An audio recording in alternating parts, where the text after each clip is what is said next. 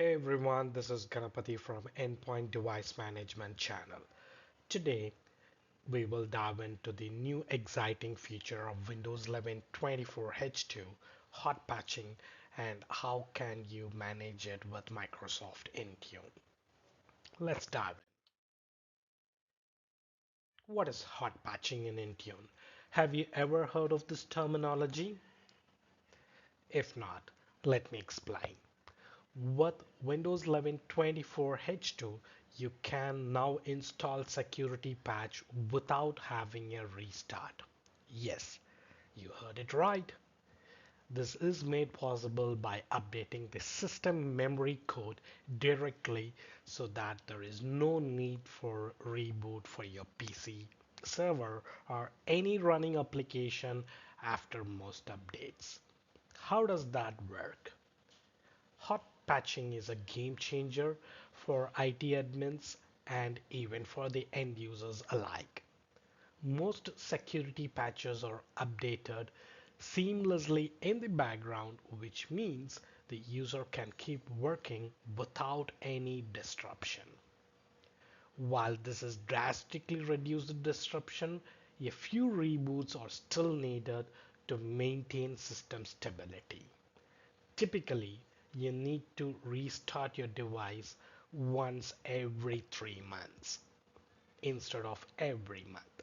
That means the number of reboot required annual reboot has been dropped down from 12 to 4 significantly. If you talk by percentage, the reboot has been reduced by 66 percentage. Onto the down bottom of the screen, you would see the end user experience. If the hot patch is being applied to a machine where if you log into the Windows update, you can see that the patches has been applied and there is no reboot that is being required. This would be the end user experience. All right. Now let's talk about hot patching cycles. Onto the down bottom of the screen, you have the standard updates from January, February, and moving forward.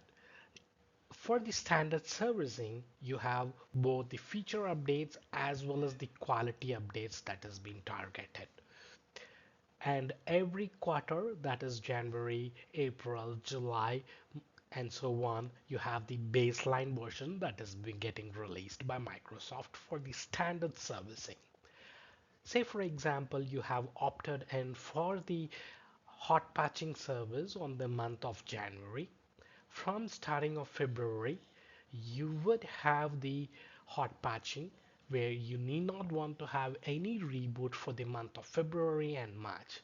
But for the third month, that is for the baseline version of April, you need to have a reboot.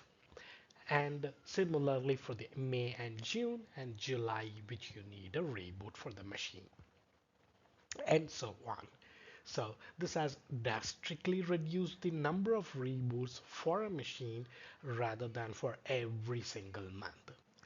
And keep in mind, if you opt for the hot patching cycle, it was going to install only the cumulative OS security updates. It's not going to install the feature updates, so that you would see a difference in the operating system version between the hot patch servicing machine and the standard servicing machine, for the reason it is not having the feature and the quality updates installed for the month of February and March. But eventually on April, you will have the baseline version with a reboot so that the machine will have the same baseline operating system versions. All right, now we'll talk about the prerequisites.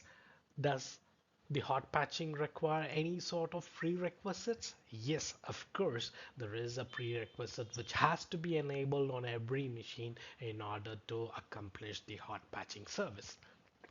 So you can either go with the group policy or the manual way of doing it, going to Windows, Settings, Device Security, Core Isolation, Set Memory Integration to be turned on. Or else there is also registry settings, which you can enable it on all the machines by any means. So having this registry setting or applying it through group policy or applying it by any means, you can have the hot patching service enabled and working. That's all I had for today. If you like the channel, please do subscribe, help and support the channel. Thank you.